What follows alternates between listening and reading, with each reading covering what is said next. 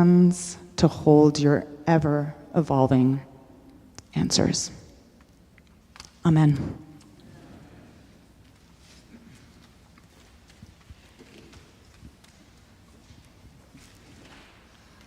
For our opening hymn, if you are able, you can please stand. I just want to go through a little roadmap here. This is a brand new hymn that Micah and I wrote, and we have the choir here to lead us. So for the first verse, the first time through, the choir will just sing the melody so you can hear that. Then you repeat with us the first verse, and then I would like you to just stay quiet so the choir can sing verse 2, and then you can sing verse 3 again. Thank you.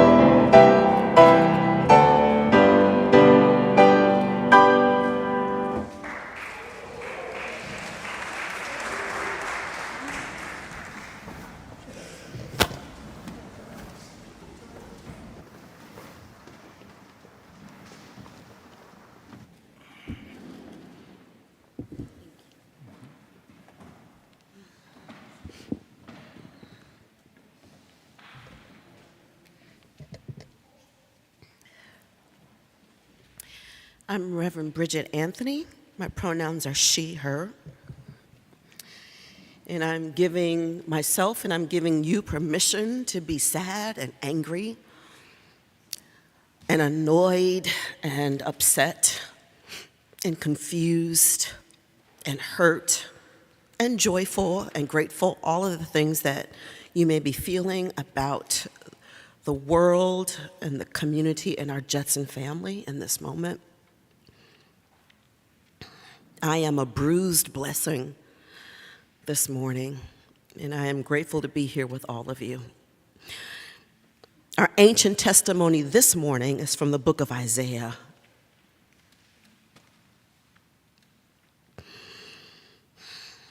I am about to do a new thing. Now it springs forth. Do you not perceive it? I will make a way in the wilderness and rivers in the desert.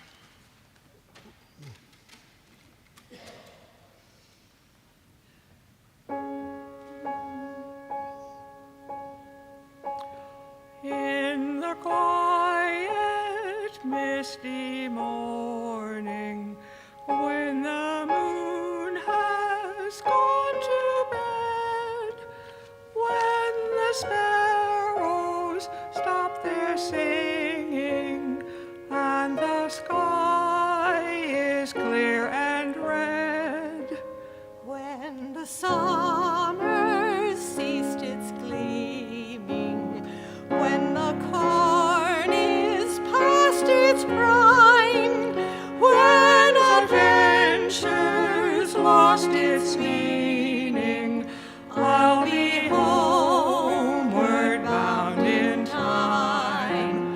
Bind me not to the pasture, chain me not to the plow, set me free to find my calling, and I'll return to you somehow.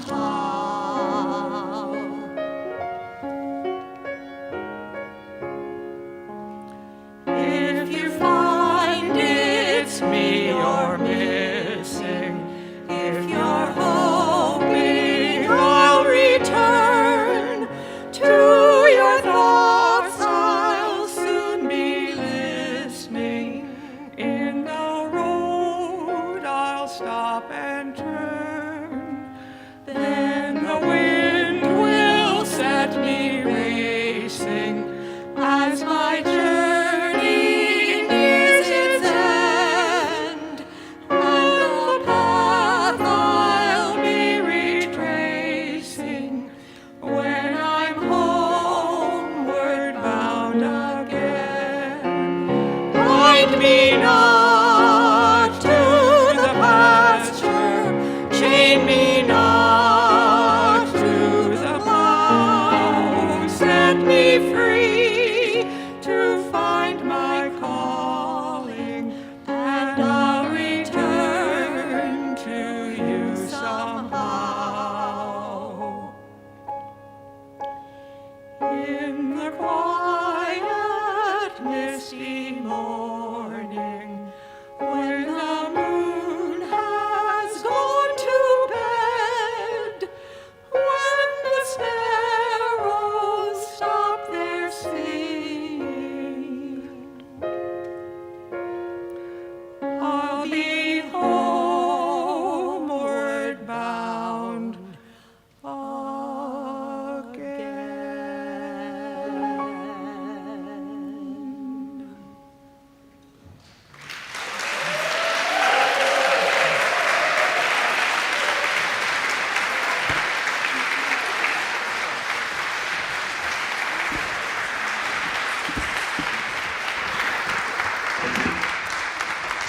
Woo! Well, I should have known that the voices I needed to hear today were Grace Goodman and Essie Borden harmonizing.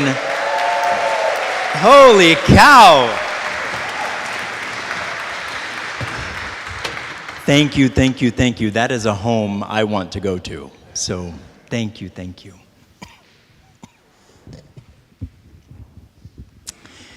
Would you pray with me?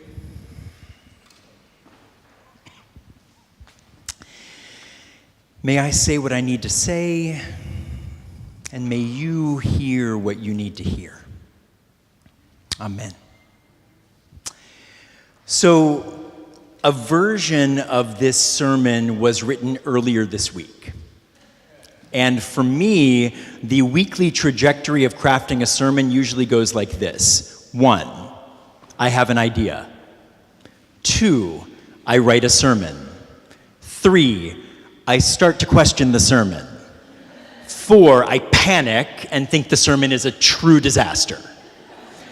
5, something happens later in the week that turns the key, that opens it all up for me and reminds me that a sermon is not a show. A sermon is a slippery, special art form that is not about me and is not about my anxieties at all, but is about us. Something always happens later in the week that yanks me out of my self-obsessed myopia and reminds me that a sermon at its best is not simply a speech that is meant to be successful, whatever that means. But instead, a sermon is a portal to possibility. A sermon is an invitation. It is a vulnerable act of practicing radical hope in a world that too often keeps showing us over and over more and more reasons to be hopeless. And this specific sermon that I am now offering to you this morning has taken its own course this past week. I knew that I wanted to use this sermon to remind myself and all of us that we are a community of radical hope. I know we got a lot of folks in this space who don't know that they can quite get behind the word faith, so we don't know that we're a faith community. We can have that discussion too. But I feel like as we call ourselves a people, a community of radical hope, I have seen the nods. I've seen the smiles. I've seen the folks try to figure out how to actually exercise that hope muscle, even in all of the messiness that we see in our individual and collective lives. That we are a community that can live into those words from the book of Isaiah that Reverend Bridget just read. And that we are a community of radical hope that can say to ourselves and say to one another and say to the world, look, we are doing a new thing. Do you yet perceive it? We will make a way in the wilderness and we will make rivers in the desert, especially when so much of the current landscape in front of us looks like wearying wilderness and devastating desert. I knew that I wanted to kick off our season of radical hope with the question that is written on all of your tables, and you've got markers. You can answer that question on your tables, just like we're in Sunday school. And I wanted to start off with that question, what/who gives you radical hope? And I still want to know your answers, but something happened this week, and in the interest of staying rooted in reality, it needs to be named again. This past week, our beloved congregant and friend Kirsten Paulus, one of the spryest, healthiest, 80-some-year-old women that I have ever known, went into the hospital. And then within a few days, she died. Now, first of all, have you ever seen anyone who can rock a crisp white shirt in the way that Kirsten Paulus can? That, to me, I can still feel the glare in this space. Kirsten Paulus is one of the people who gives me radical hope and who has given me radical hope for the years that she's been here. And just last Sunday, she was sitting right back there, right basically in that area where you might see Keen. Keen, raise your hand. Emil, raise your hand. That's like the Kirsten section right there. Just last Sunday, she was sitting there, and this Sunday, she should be sitting right there, and I am so angry that she is not sitting right there. So maybe you knew Kirsten, maybe you'd gotten to know her well, maybe you'd always intended to get to know her better, maybe you have no reference for who I'm even talking about, and no matter what, there is a Kirsten-shaped hole in our congregation this morning. Whether you have come to this sacred space this morning weighed down by the loss of Kirsten, whether you have entered this place feeling gutted by personal anxieties or disappointments or grief, or whether you are more focused on the weight of our ongoing collective anxieties and disappointments and grief, and heck, maybe you're weighed down by all of that this morning, I want to say, welcome home. Welcome home. To a place where we have a home for your anxieties, for your disappointments, for your grief. Welcome home to this alchemical happening where hopefully together we will conjure all of those things together and try our best to not ignore what they actually are, but together recreate them into radical hope. Because this is who we are. This is home, not only this physical space, but this balancing act between naming the very real realities that we are facing and naming the very possible futures that we are called to co-create in hope and in community. And if this were a different kind of church, that pressure that you're feeling pushing down on you might be met with a perfectly packaged brand of saccharine, rose-tinted hope that might keep you afloat for a little while, but would quickly deflate after you left this room. But instead, you get this tearful, sweaty pastor in front of you. And I hope that's okay, because we are not that kind of saccharine church. Here we do not deny the realities and we do not force the hope. So what do we do? This morning, to cap off our homecoming weekend, we are using this service to launch a season of radical hope. Get ready for 6 weeks where basically we're going to take St. Octavia Butler up there and we're going to plunge through all of her writings in the parable of the sower and the parable of the talents, and Reverend Bridget and I are going to lead everyone through reminding ourselves all of the ingredients that we have. No matter what happens in November, no matter what happens far beyond, we are going to remind ourselves of the toolkit that we have, that reminds us that we have radical hope even in a hopeless world. We've got exploding electronic devices terrorizing, and we've got cops shooting folks in the subway. We know we have hopelessness threatening to flatten us around every corner. We've got ongoing genocides ravaging increasingly vulnerable populations. We've got a news cycle that just keeps pummeling us over and over and over again, and maybe even moving us to spiral into a deeper and deeper cynicism. Bringing up a term like radical hope in times like these might feel like an act of optimistic aggression.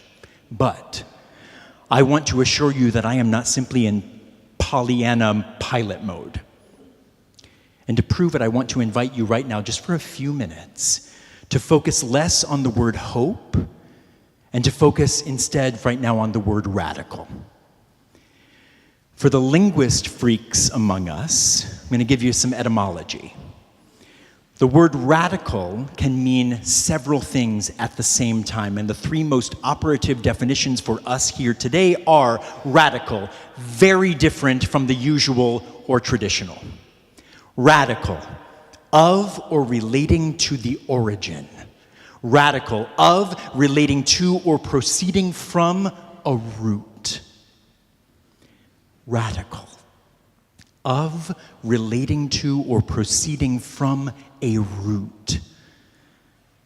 How often do you take the time to realize how much of what you do, so many of the actions and choices that push you beyond the limits that you thought you had actually, that those things actually have deep, deep roots?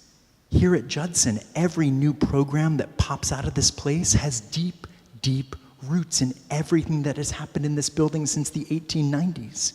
How often do you take the time to realize how much of what we do here at Judson that pushes us beyond the limits of what a church is supposed to be has deep, deep roots? How often do you take the time to realize that hope is a radical act, meaning that here at Judson and in your own seeking heart, hope is an active verb, a muscle that you are invited to exercise and has deep, deep roots. If we want to frame it using smart philosophical words, I'm going to bring in Ernst Bloch. I know there are some Ernst Bloch freaks in the space too. So we can look to deep thinker Ernst Bloch, who in the 1950s offered a big book called The Principle of Hope. And in the wake of this Pax Week, his questions ring so true. He said, who are we? Where do we come from? Where are we going? What are we waiting for? And what awaits us? And then Herr Bloch ventured a guess for how to answer these questions. He said, many only feel confused. The ground shakes. They do not know why and with what. Theirs is a state of anxiety. If it becomes more definite, then it is fear. It is a question of learning hope. Hope's work does not renounce. Hope is in love with success rather than failure. Hope, superior to fear, is neither passive like fear nor locked into nothingness. The emotion of hope goes out of itself. It grows from itself. It tendrils out from the root and makes people broad instead of confining them. The work of hope requires people who throw themselves actively into what is becoming, a thing to which they themselves belong. So to put Herr Bloch's words in slightly more provocative terms, here are some questions for you. Do you know that you belong to hope? Do you feel that you belong to hope? Do you know that you and hope have deep, deep roots? I titled this homecoming sermon Project Radical Hope because I wanted to really drive home the point that with horrifying things like Project 2025 and basically the entire empire project of the past several millennia looming over us, choosing radical hope and actually making a project of it is not just a branding strategy. It is not just because there are some people that are allergic to calling us a people of faith.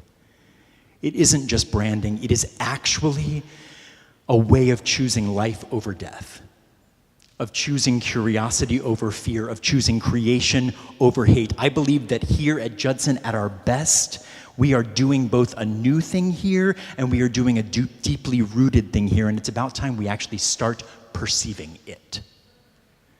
At our best, we are actually making a way in the wilderness and making rivers in the desert. And notice the tense that I'm using. We will not be doing this in the future. We are doing it right now with me sweating in front of you.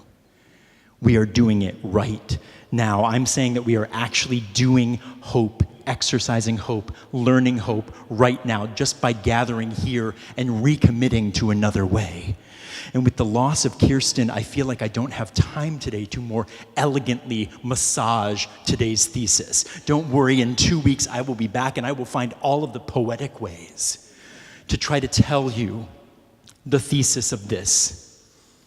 On some other Sunday, I feel like I will find like the perfectly tuned phrase and I will be back in love with success and with the sermon doing a very, very specific thing. But our time here on this mortal plane is very short. And I feel that more than ever right now. So I want to say it bluntly and I want to say it baldly, and I even kind of feel like I'm saying it badly. But let's be honest. This place and all of us here can be pretty annoying a lot of the time. I mean, I annoy myself, many of you annoy me, I annoy you, many of you annoy one another, I get the emails, okay? But annoying one another is not the opposite of creating hope together. How can you be annoyed with one another? How can you be annoyed with me and the fact that I didn't actually create like a perfectly packaged sermon today? How can you be annoyed with that, but then actually remember that we are rooted in hope together and that there are beautiful, beautiful ways that we are tendriling out of that root in ways that we can't even perceive, but we are called to perceive. So, can you perceive it? We have to start over again each time we gather here, and we have to reimagine who we are and who we are becoming all the time. And that's what radical hope is. Radical hope is the understanding that we have roots that ground us in belonging so that we can tendril out, grow up from that root without disappearing into despair, without fearing that we have no sense of where we're coming from, where we are, or where we need to go, because hope is a muscle that needs to be exercised and home is a muscle that needs to be exercised. And that is truly, and I mean this from the bottom of my heart, that is truly why Project 2025 and anything else like it quite literally cannot actually have the final word. Because Project 2025 and its partners actually have no ingredients. They have nothing in their toolkit but hate and fear. Project Radical Hope, and we will be telling you all of those ingredients, and then you can tell me later on what are the ingredients that we actually forgot. Project Radical Hope actually has the ingredients that will help us to choose life over death, to choose creation over destruction, and that is truly, truly our call to exercise radical hope. And if we will actually lean into both the rootedness and into the growing, we cannot go wrong. And if we do go wrong, we find our way back to the root, back to home, back to our belonging, and we grow again from the future. I have no clean way to bring this sermon to a close. I am a mess. And I feel at home being a mess in this place with you today. So instead of trying to wrap this up with some gospel-infused bow, I'm actually going to answer the question on your tables for myself. Who gives me radical hope? I'm going to say it again. Kirsten Paulus. Many of you might have been here this past July when we were wrapping up our sermon series on queering. And Kirsten presented a short reflection on what the act of queering had started to mean for her. And I know that we still have some questions among us about whether we should be using the word queering. I don't want to hear those questions anymore. Because you're about to hear what Kirsten had to say about it, and it better have you like leaping out of your seat and wanting to queer the world. Last night, I could not sleep. When I heard that Kirsten had died, and I had had a moment where I could whisper in her ear, but I still could not sleep, and I found myself just listening to the speech that she had given over and over and over again, mostly just so that I could hear her voice, but also so that I could hear how gorgeously, at over 80 years of age, how generously Kirsten was actively choosing to lean into curiosity and growth and radical hope. This white, straight, cisgender grandmother was leaning into the radical hope of queering herself. So instead of trying to really bring this sermon home today, I actually want to rest in the home of Kirsten's words from that day. And as I read these words, I want you to imagine Kirsten saying them. And I want you to just close your eyes for a moment. Imagine her pushing herself to say these words in front of her home community. Kirsten was constantly telling me that she didn't know if she was radical enough to be part of the community at Judson. Kirsten actually, when I went to visit Kirsten in the hospital for the first time, her family said, yeah, Kirsten was always saying she doesn't know that she's woke enough to be at Judson. But I think you will easily perceive her expanding radicality. So here's Kirsten. I've been asked to share my reflections on my experience of queering. And my first experience was trying to figure out what queering actually is. And I realized that for me, it's a new lens and a new way of looking at things. The lens I usually use is my life lens, my personality, my introversion, my sarcasm, my education, my family, my values. And that's not a bad lens. It could stand some adjusting. But generally, it's served me well. But the queer lens, to me, is a completely clean lens. It's a way of looking at things without a filter so that I can say, I never thought about it that way. I never looked at it that way. And my first example of that was Sex Worker Sunday at Judson. I had never thought that sex work could be a choice, that it could be a source of financial freedom and independence, and I'd certainly never thought that porn could be art. My second experience is a little more personal. My granddaughter, who lives in Denver, announced this summer that she was going to a Christian camp. So I looked at that through my life filter, and that information includes the fact that her aunt considers herself the only lesbian Muslim in Denver. Her other grandparents are Muslim. There's Christian nationalism exploding. There's the right to life taking effect. There's cults. There's evangelicalism. And my reaction was, oh my God, how could this happen in my family? What have we done wrong? Should I go out and stage an intervention?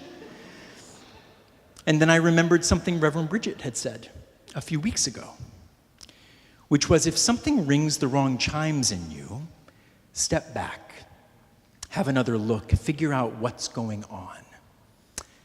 So I took my queer lens and I looked again and I thought, maybe I should wonder where this child is on her spiritual journey. Maybe I should ask what she hopes will happen there. Maybe I should even ask if she is on a spiritual journey or if there's something else going on.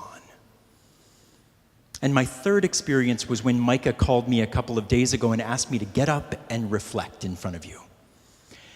And through my life experience, I knew that I'm an introvert. I hate to speak in public. I don't like all lights on me. Those lights are glaring. I have nothing to say, and if I did, I would say it badly. So, no. No, I won't do it. And then that little queer thing that has somehow resided in me raised its teeny little head and said, wait a minute. What just happened? What did you just do? Micah asked you for help and you said no? Think again, Missy. So I looked at it not through my personal lens, but my queer lens. And I realized this isn't about me and my personality and what stresses me out. This is about us and about Micah, whom I love and who's asked me to do something. How hard is it just to get up and do it? So I am. And to end these reflections, I'll say that looking at things through a queer lens has enabled me to say, I never thought of it that way. I never looked at it that way. And that has brought me peace, actually, in connection particularly with my granddaughter, and also the joy of discovering new things. And end quote. Kirsten. What a fucking remarkable woman.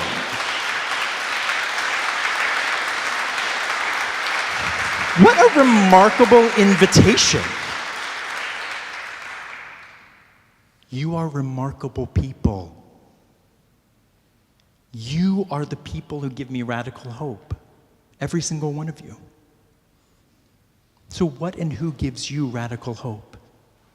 Can we recommit today to nurturing it, cultivating it, practicing it with the time we've got? We are in this together for however many years or months or weeks or days we've got together. We belong to one another and we belong to radical hope together. We belong to the Judson that we are co-creating, not just the Judson that has been. And until it's time to go, until homecoming comes for each and every one of us, I want to go out with you. I want to go out with you no matter what happens over the next few weeks, no matter what happens way beyond the next few weeks. I want to go out with you with radical hope, hoping for and radically co-creating the future that we know deep in our roots is actually not only possible, but is actually already baking in our bones. So thank God or Goddess or the universe that there is no way to cleanly wrap up this sermon because this radical hope thing is messy. But I'm so glad to be getting messy in radical hope with all of you. So Thom and Leslie and Lulu, go ahead and start coming up here so that I shut up.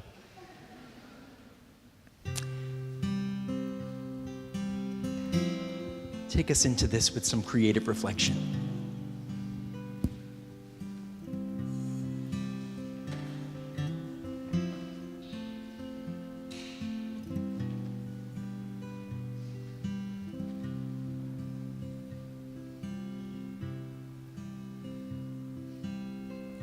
Standing barefoot on a cold wood floor, looking out the window of my back door. If it keeps on raining, I think the whole damn house is gonna float away. The alarm was buzzing at the break of dawn. My husband's asking, is the coffee on? And easy's getting harder every day.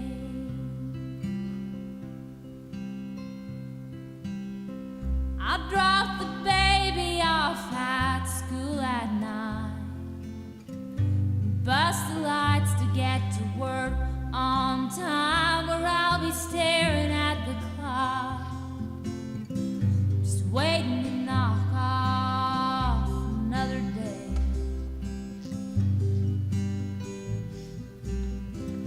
Supper's done, we'll watch some TV show of a bunch of folks who've never heard of Idaho,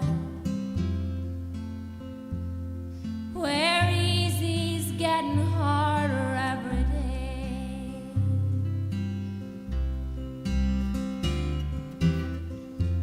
I had a garden, but my flowers died.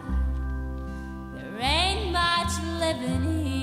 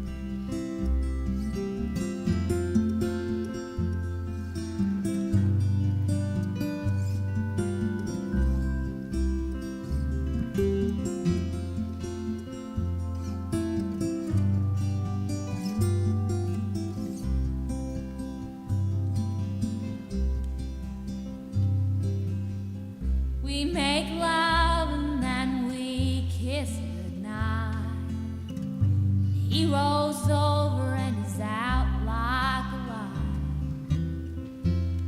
But I ain't mad about it. We got nothing to talk about anyway. The lights are blinking on the radio tower, and I lie awake and stare at them for hours and hours. 'Cause easy's getting harder every day.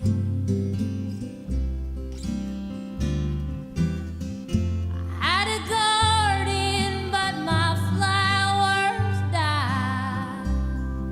There ain't much living here inside. Lately I don't know what I'm holding on to,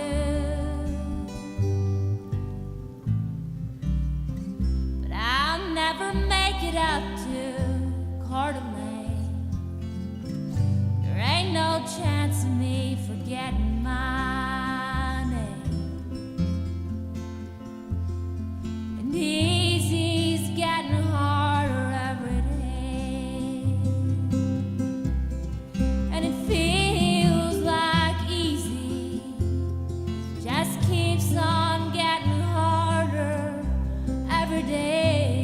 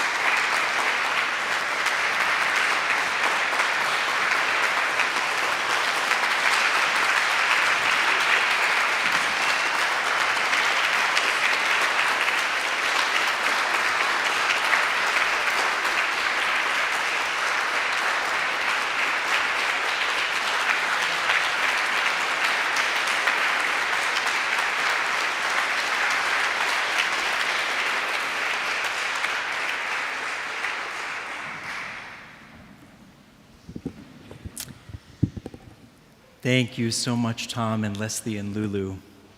Let's schedule the next dance. We'll have you back in this space soon. Now is the moment in our service where, before I invite up Sarah Kraft to officially take us to church, I remind you that in the back of our space at our welcome table, if it's your first time here or a time where you're feeling a little more adventurous and for the first time want to say hello to somebody from Judson and introduce yourself and find out a little bit more about Judson, there's a welcome table in the back. It's also right now where a basket where we accept offerings, if you've brought cash or check, can be placed. There are multiple ways also listed in your bulletin where you can give via Venmo or on the website or via text. And please know that no gift is too small, no gift is too large. We're also about to kick off our pledge campaign. And in the interest of being messy, I told the pledge committee that I would do what I'm about to do, and I don't know, I feel all over the place today. But my dad, a pastor, always told me the congregation should know how much the pastor gives to the church too. I pledged 10% of my cash salary back to Judson. You do not need to do that. But if you don't know what tithing is, that's what tithing is, 10%. I know what New York City is like right now. I know that many of you are just barely figuring out how to even stay here, and it is much more important to me that you stay here, that you find a way to be in this city, to be in this community. So I don't want you feeling like you have to give more than you're able to. But over the next few weeks, you're going to hear from folks about why they pledged this place. You're going to hear from folks about around the amount that they pledged to this place. We can't do it without everybody pouring in time and energy and a little bit of money. So 10% of the cash salary that you pay me goes right back into Judson. I've never told you that before. I'm glad to tell you today. Pledge what you're able when those cards go around, when those letters go out. And whatever you give, it'll be right on time. It'll be the right amount. See what I did there? I'm like trying to do a Brandy Carlisle segue into Sarah coming up here. It'll be the right amount, and it'll be right on time.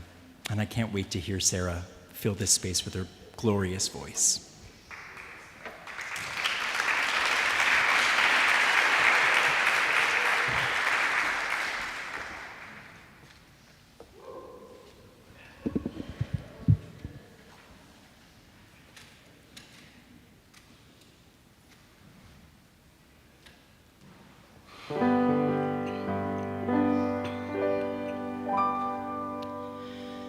Come back now, even if you call me out. You might be angry now, of course you are. I'm scared too, didn't mean to take it out on you. I know I always do. You're the strongest person in the room. Turn back time, help me to rewind, and we can find ourselves again. It's not too late, either way. I leave you in these silent days. It wasn't right, but it was right on time. Don't look down, I can feel it when the heart starts pounding. It's beyond your control, you know it is. It's getting to the point where I can't carry on. I never held my breath for quite this, and I don't take it back, I did what I had to do. It's not too late, either way. I lose you in these silent days. It wasn't right, but it was right on time.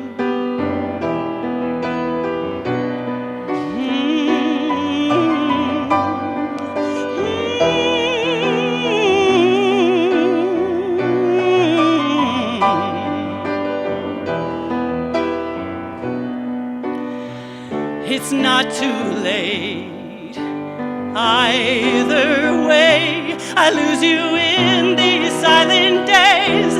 It wasn't right,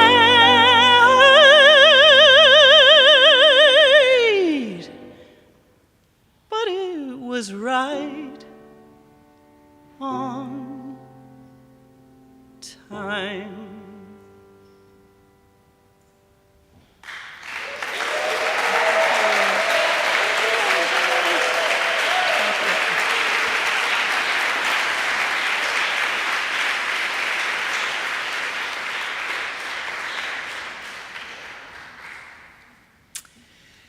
Would you please rise in body and or spirit?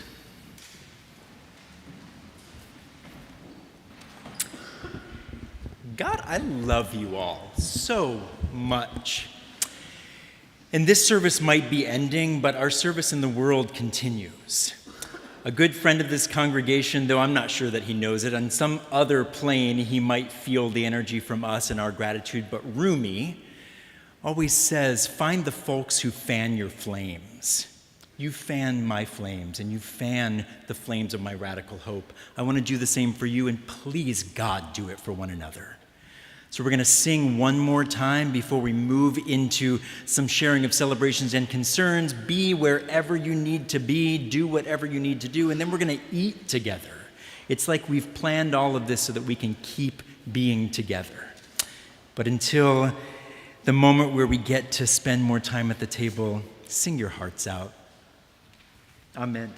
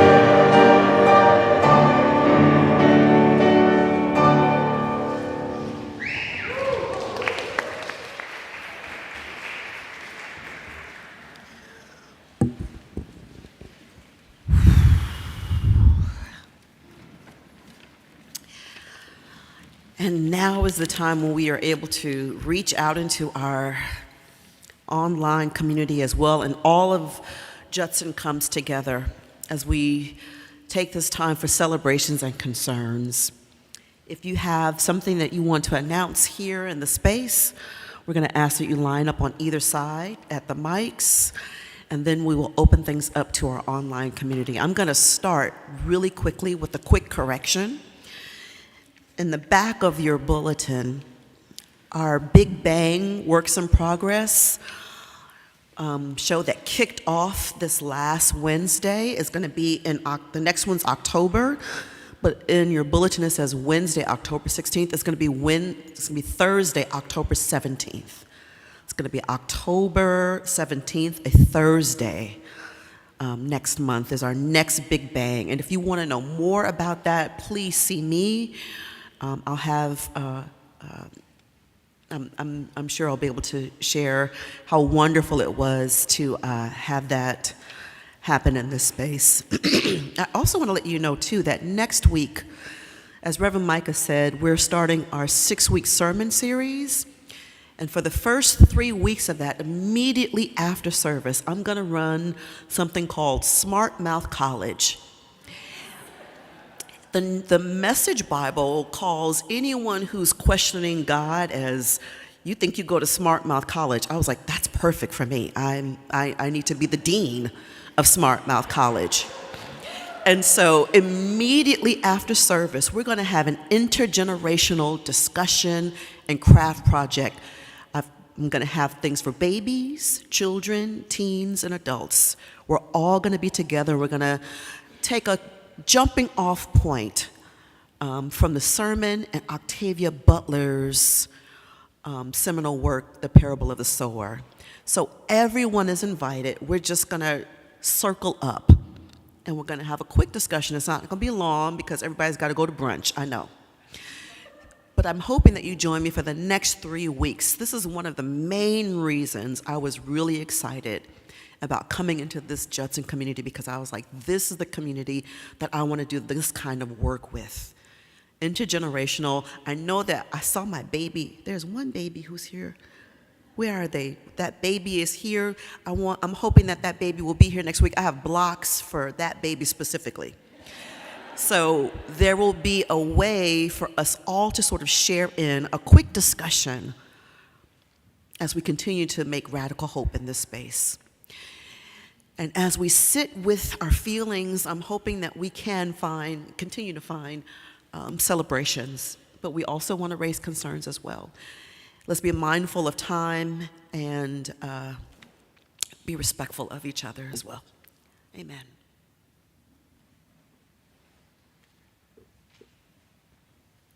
David Blythe, he, him. I hope you really enjoyed the choir's opening number this morning.